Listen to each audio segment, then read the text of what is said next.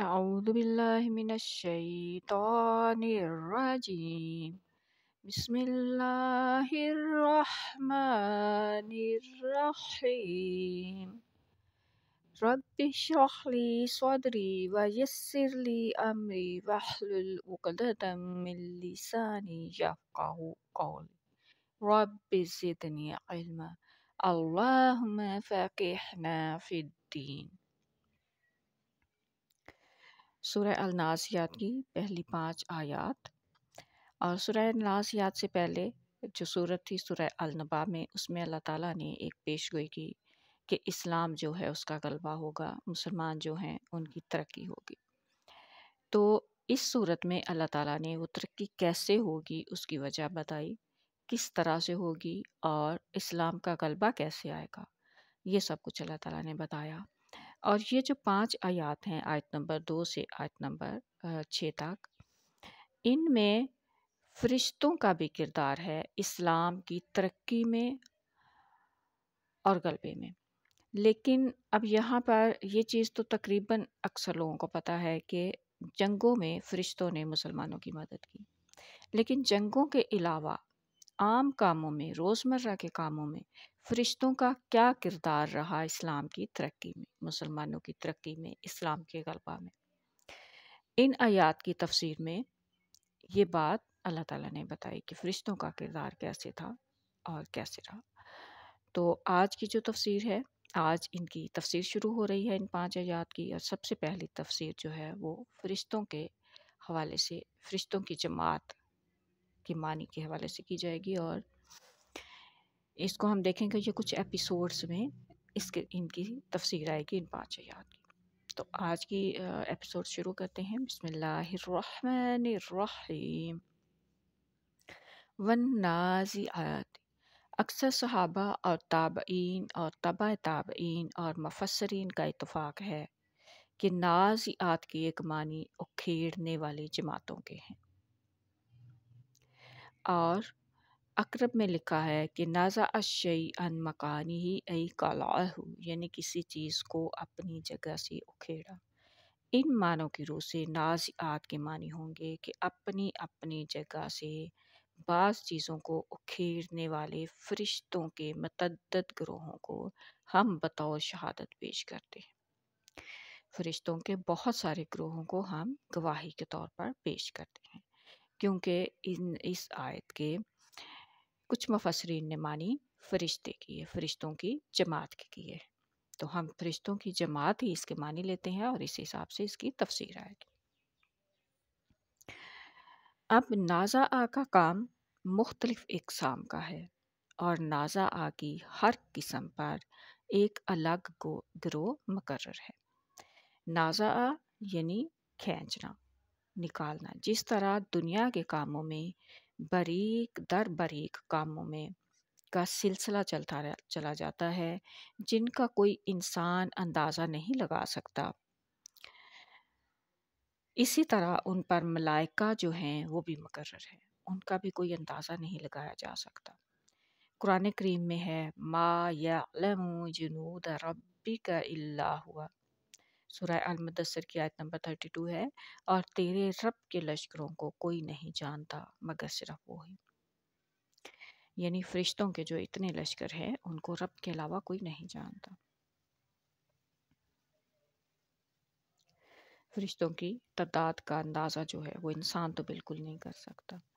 اب فرشتوں کا النازعاتی غارقہ میں جب پہلا جو قدم ہے، پہلا جو کام ہے وہ کیا ہے، تو ہم فرشتوں کی جماعت کا پہلا کام،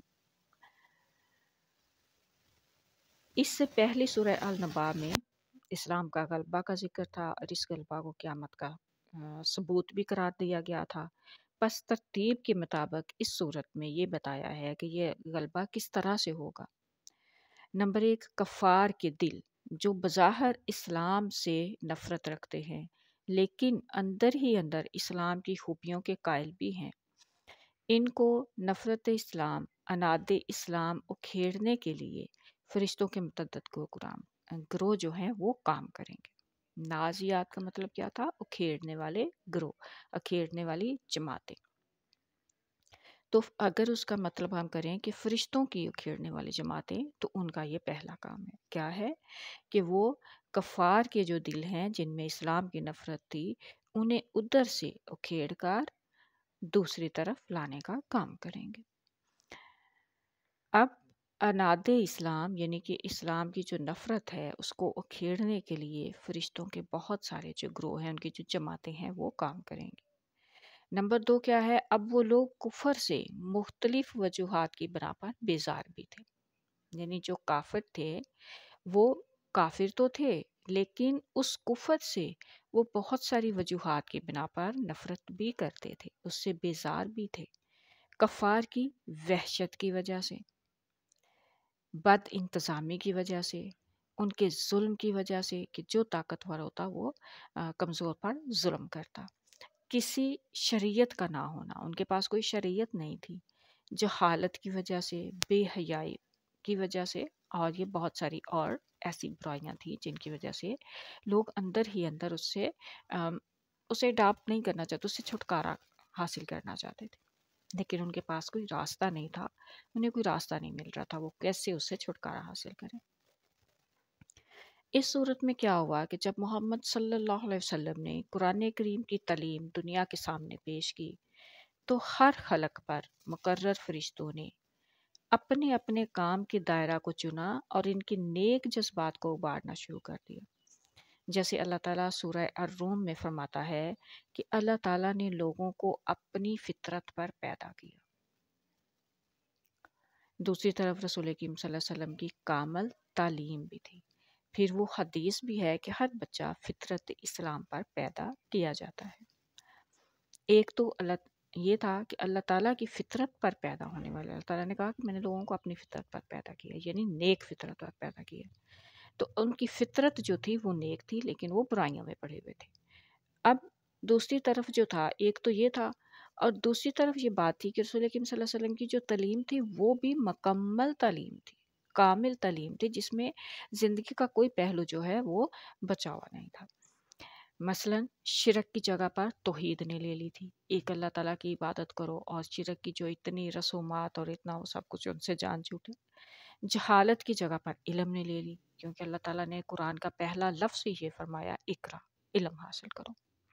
ظلم کی جگہ انصاف نے لی، کہ اسلام میں انصاف کیا جائے گا، چاہے کسی کا بھی جرم ہو، چاہے وہ کتنی ہی عزت والا یا کتنی ہی اونچے رتبے والا ہو۔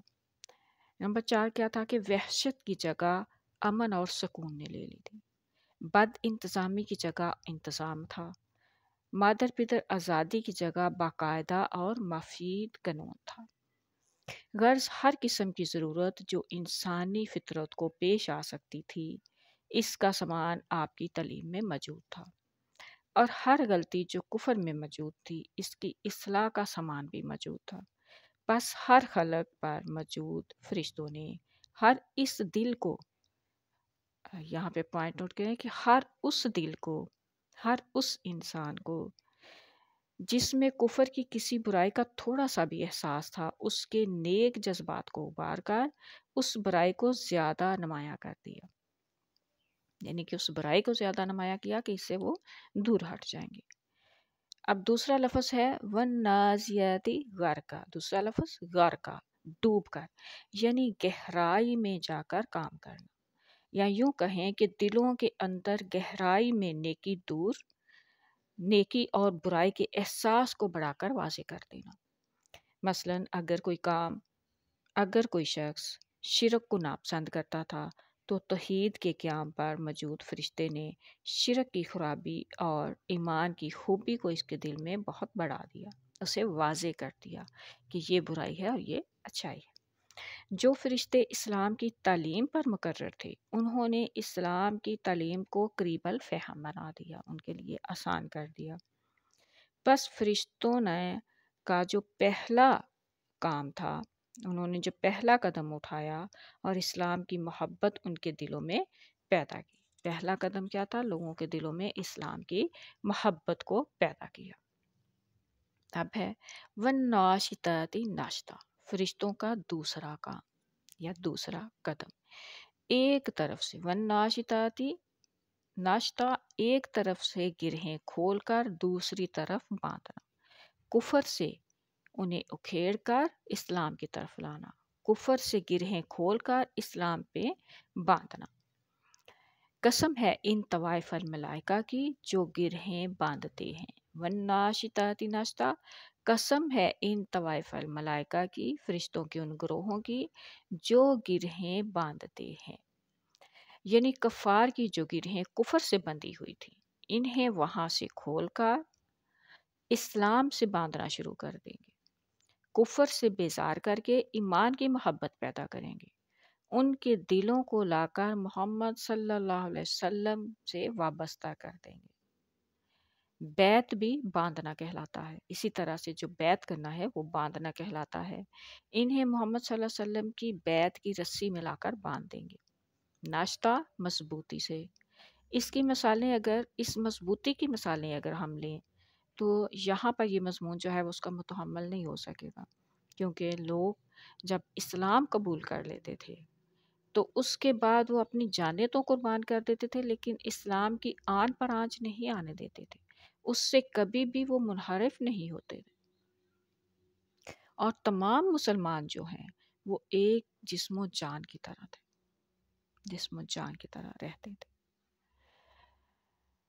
तो ये थी पहली 2 आयतों की तफसीर, इसके मानी फरिश्तों के ग्रोह के हवाले से, यानी कि फरिश्तों की जो जमातें हैं, उनके जो ग्रोह हैं, इस्लाम की तरक्की में उनका क्या किरदार था, उस हवाले से इन 2 आयत की तफसीर है। और तीसरी आयत की वस्साबिहाती सबहा हम अगले एपिसोड में इंशाल्लाह पढ़ेंगे। अगर हमसे कहीं कोई गलती हो जाए तो अल्लाह ताला हमें उसको दरगुजर करके हमारे इस अमल को कबूल फरमाए और हमें इसका बेहतरीन अमल करने वाला बना दे। आमीन। अस्सलामु अलैकुम व रहमतुल्लाहि